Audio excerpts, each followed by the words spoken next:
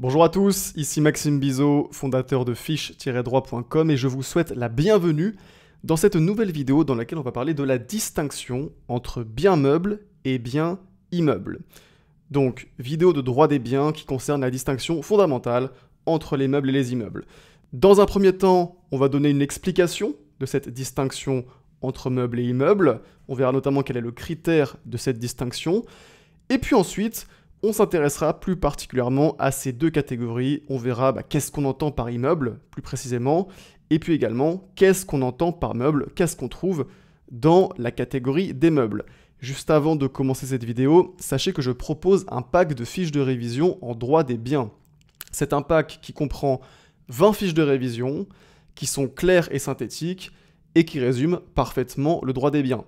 Donc, si vous voulez réviser efficacement le droit des biens, et également si vous voulez mieux comprendre cette matière, eh bien je vous recommande ce pack de fiches qui va beaucoup vous aider, et vous trouverez le lien dans la description de cette vidéo.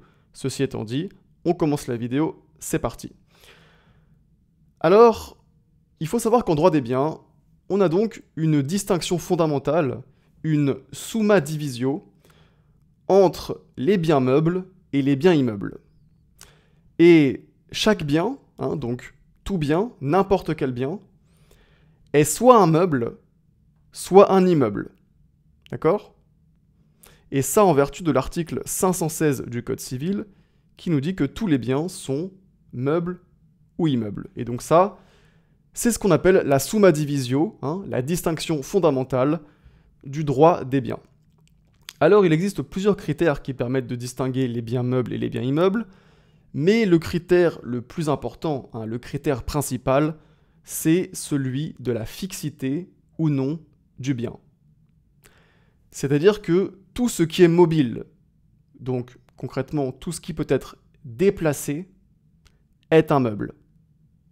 Et à l'inverse, tout ce qui est fixe, donc tout ce qui ne peut pas être déplacé, c'est un immeuble. D'accord ? Donc retenez bien, tout ce qui est mobile est un meuble, tout ce qui est fixe est un immeuble. Donc ça, c'est la distinction entre les meubles et les immeubles, qui est donc, comme je vous l'ai dit, basée sur le critère de la fixité.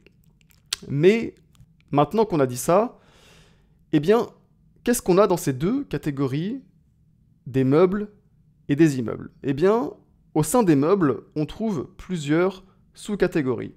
On a les meubles par nature, on a les meubles par détermination de la loi, et on a les meubles par anticipation.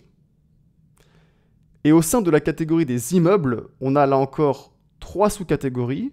On a les immeubles par nature, on a les immeubles par destination, et puis enfin on a les immeubles par l'objet auquel ils s'appliquent.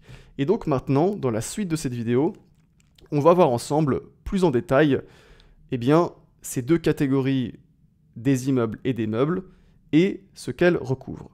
Et on va s'intéresser dans un premier temps aux immeubles.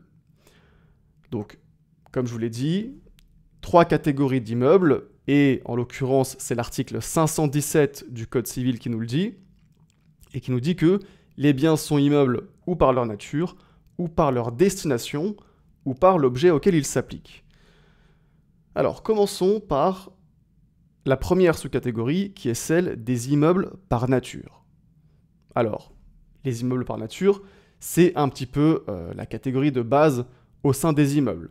Et en application du critère de fixité dont je vous ai déjà parlé, les immeubles par nature, concrètement, c'est le sol et tout ce qui est fixé au sol. Donc ça va être par exemple les constructions, donc les bâtiments, les ponts, les canalisations, etc., etc. Toutes les constructions, puisqu'elles sont fixées au sol, eh bien ce sont des immeubles par nature. Et puis on va avoir aussi, par exemple, les végétaux. Les arbres, en ce qu'ils sont fixés au sol, ce sont également des immeubles par nature. Donc voilà pour les immeubles par nature. Ensuite, on a les immeubles par destination. Les immeubles par destination. Et ces immeubles par destination, ce sont les biens que l'on peut déplacer. Donc à l'origine, ce sont des meubles, mais qui sont considérés comme des immeubles en raison de leur destination. qui est d'être affecté à un immeuble par nature dont il constitue l'accessoire. D'accord? Affecté à un immeuble par nature dont il constitue l'accessoire. Donc concrètement, on a des meubles, mais ces meubles sont affectés à un immeuble par nature, ils en sont l'accessoire, et c'est pour cela qu'ils sont considérés comme des immeubles. Et la conséquence, c'est que ces biens meubles, enfin ces biens qui sont à l'origine des meubles, eh bien, ils vont être soumis au même régime juridique que l'immeuble auquel ils sont rattachés. Et par exemple, en cas de saisie, eh bien, la saisie de l'immeuble par nature s'étendra aux meubles devenus immeubles par destination. Et également, la vente de l'immeuble emportera la vente des immeubles par destination. Alors, il faut 2 conditions pour qu'un bien puisse être qualifié d'immeuble par destination. La première condition, c'est que le bien doit appartenir au propriétaire de l'immeuble par nature.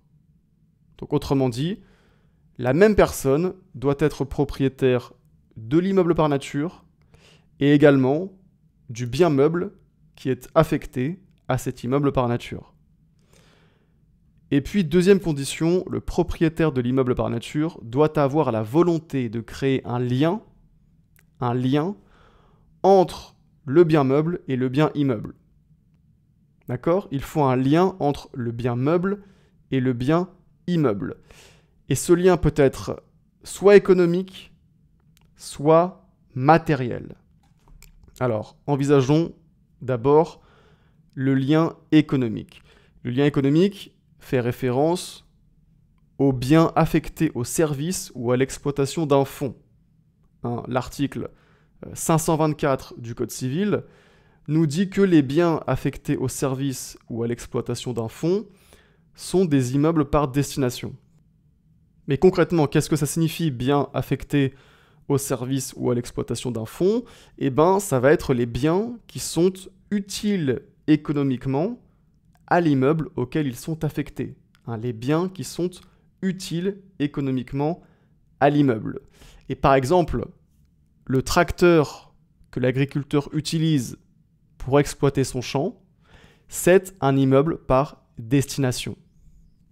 En effet, c'est un bien meuble qui est affecté à l'exploitation du fonds agricole, c'est un bien meuble qui est utile économiquement pour le fonds agricole, et c'est donc un immeuble par destination. Et puis ensuite, outre le lien économique, on a une deuxième possibilité qui est le lien matériel. Le lien matériel fait référence aux biens attachés à perpétuelle demeure, puisque, on l'a dit, l'article 524 du Code civil nous disait que les biens affectés au service ou à l'exploitation d'un fonds sont des immeubles par destination, mais cet article, il nous dit également que sont des immeubles par destination les biens attachés à perpétuelle demeure. Et qu'est-ce qu'on entend par là?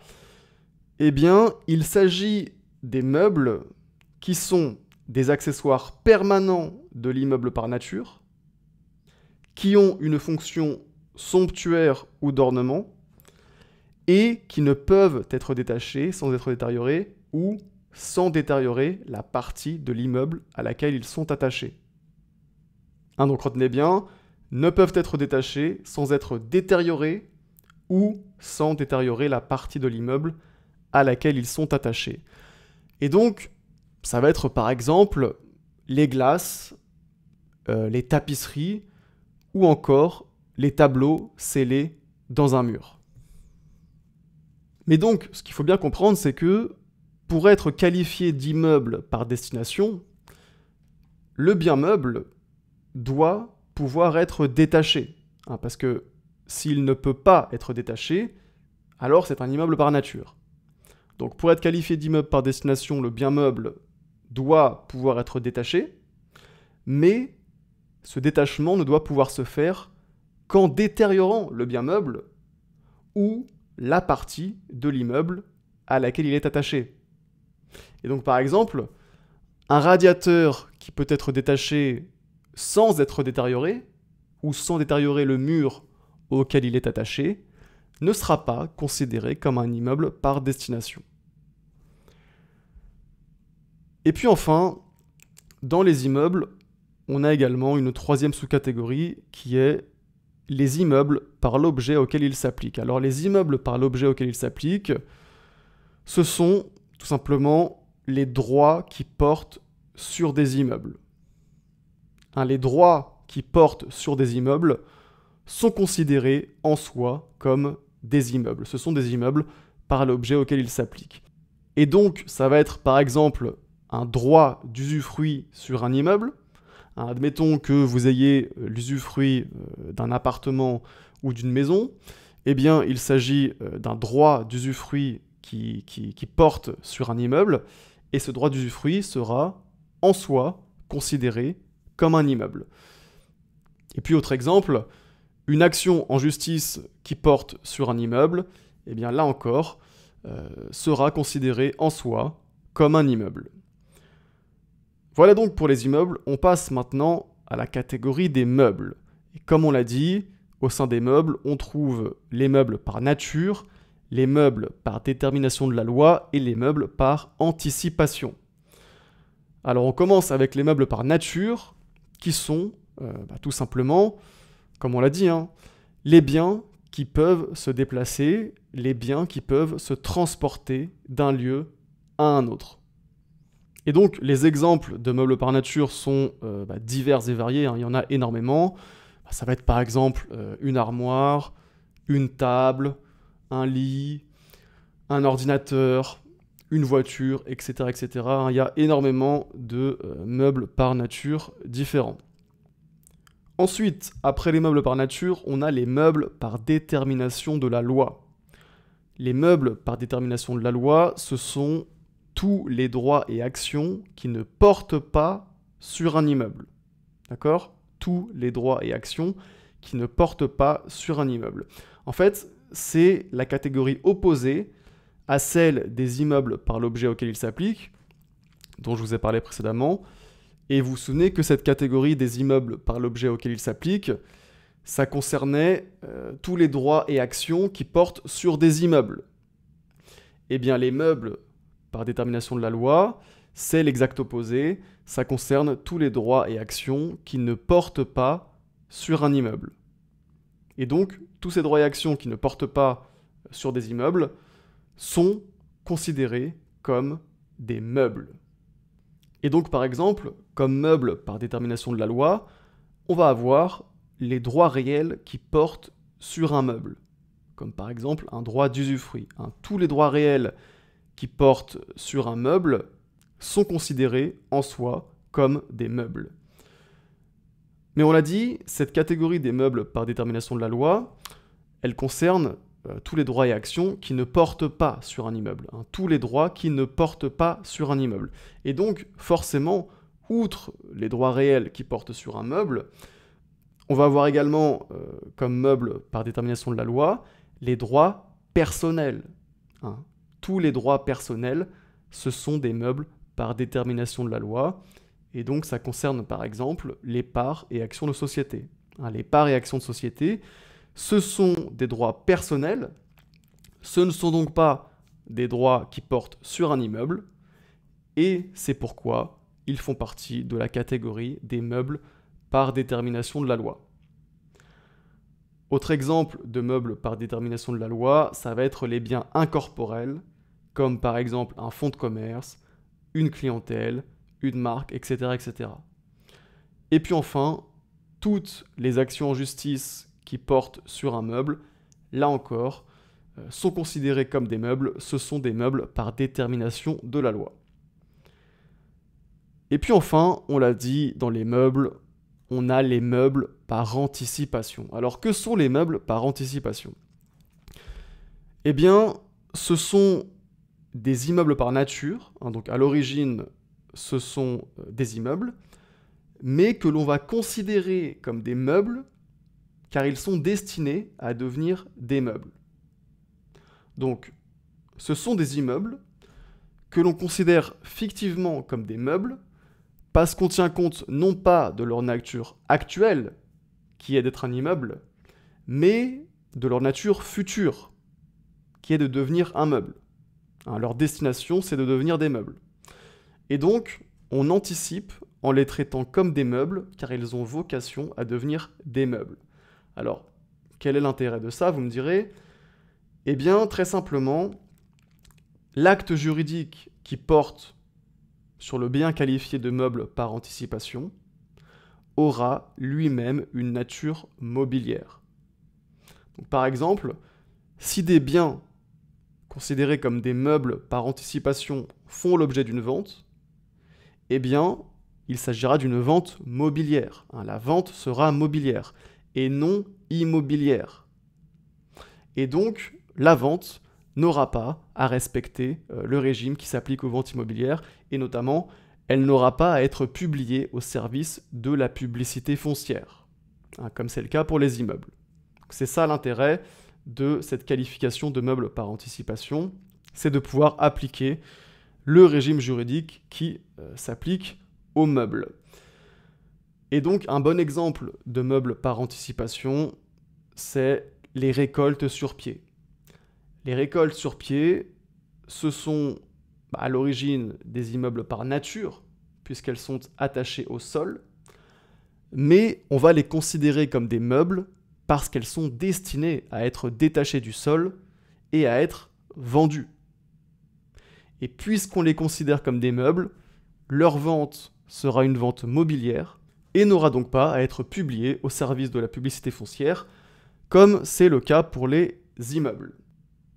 Et ceci étant dit, c'est la fin de cette vidéo sur la distinction entre biens meubles et immeubles. J'espère que cette vidéo vous aura aidé à mieux comprendre cette distinction fondamentale. C'est vraiment la base du droit des biens, donc c'est vraiment très important de comprendre cette distinction. Et sur ce, je vous dis à bientôt pour une prochaine vidéo.